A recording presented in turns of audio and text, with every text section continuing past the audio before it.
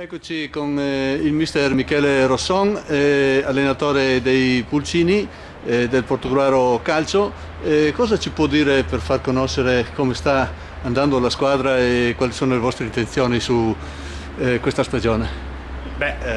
Al momento il campionato stiamo prossimi alla ripresa, stiamo facendo un bel lavoro, stiamo cercando di ricreare una bella realtà che è il Portogruaro.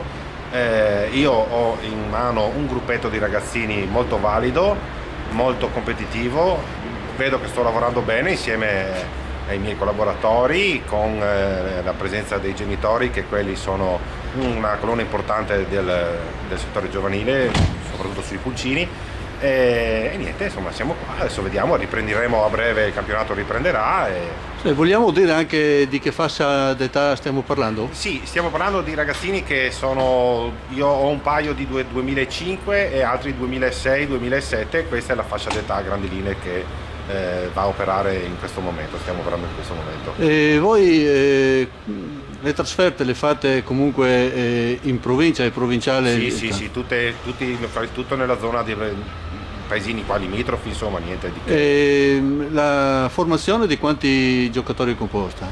Dunque, abbiamo un gruppetto di 14-15 ragazzi che abbiamo diviso in due gruppi, una media di 8 ragazzini per squadra, quindi abbiamo due squadre. Perciò non sono 11 giocatori che fanno squadra, perché i Pulcini giocano 5+1 di solito, 6+1, quindi è una cosa che solitamente ci mettiamo d'accordo con la squadra che ci ospita o che vengono a giocare da noi.